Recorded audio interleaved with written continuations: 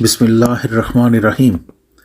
अगर आपको अपने जिगर की सेहत के बारे में कोई तशवीश है या अगर आपको मुसलसल थकावट, यरकान, जिल्द और आंखों का पीला होना, पेट में दर्द या पेशाब या पहाने के रंग में तब्दीली जैसी अलामात का सामना है तो ये व्लॉग आज का बहुत ज़्यादा इम्पॉर्टेंट है। आपसे गुजारिश है इसको आखिर तक देखिए ताकि आपके को सेहत के बहुत सारी मालूमात मिल सकें। इस व्लॉग में हम आपको बताएंगे कि आप कौन सी जड़ी बूटियां इस्तेमाल करें और कौन से मसाले इस्तेमाल करें जिनसे आपका जिगर अगर ठीक है अल्लाह के फजल से तो वो बिल्कुल और बेहतर हो जाएगा और आप बीमारियों से बचे रहेंगे इंशाअल्लाह। और अगर कोई बीमारी है तो इससे बहुत ज़्यादा अफाका हो जाएगा इंशाअल्लाह। आज हम आपको ये भी बताएंगे कि आप अपनी जिगर की बेहतरीन सेहत के लिए क्या कुछ करें। बहुत मुफीद मशवरे इंशाअल्लाह इसमें शामिल होंगे। सबसे पहले हम बात करेंगे हल्दी,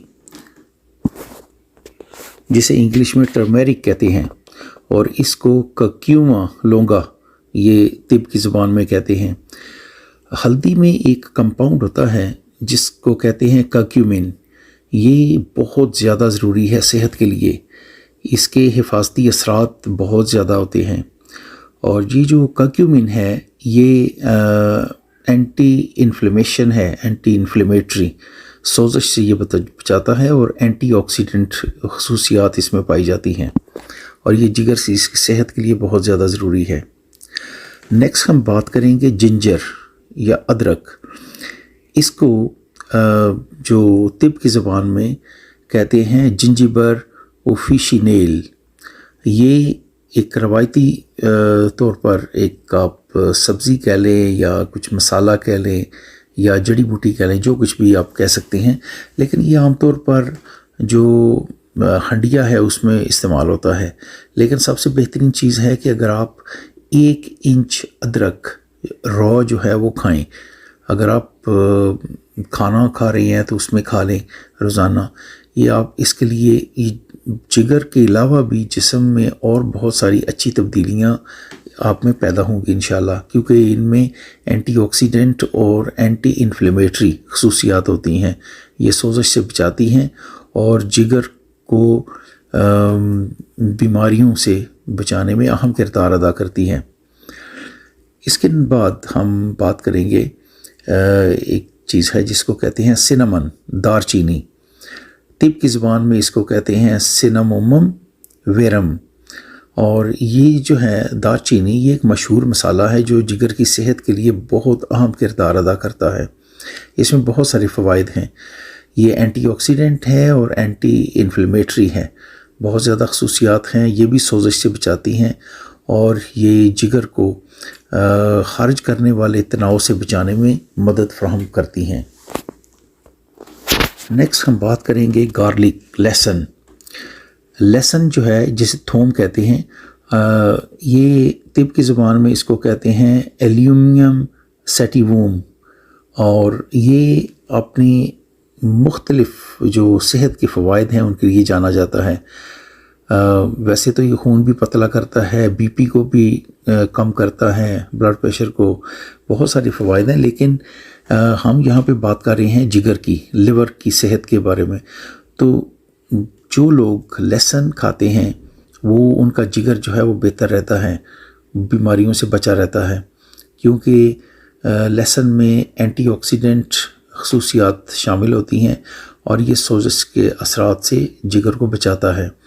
एक रिसर्च की गई चाइना में जो कि तकरीबन 5000 अफराद पे की गई, जिन लोगों ने लहसुन रोज़ाना 2 जवे 2 क्लोव लहसुन जिन्होंने खाली पेट इस्तेमाल किए 1 महीने के लिए, और उसके साथ साथ 1 इंच अदरक उन्होंने हर रोज़ इस्तेमाल की खाने के साथ या जिस तरीके से भी, और दारचीनी का इस्तेमाल किया, तो 1 महीने के बाद उनके जिगर की सूरत हाल बहुत बेहतर थी। ये वो लोग थे जो कि जिन्हें जिगर की मुख्तलिफ बीमारियां लाहक थीं, लेकिन जब उसके 1 महीने के बाद जब उनके टेस्ट लिए गए تو بہت حیرت انگیز نتائج جو ہے وہ سامنے آئے۔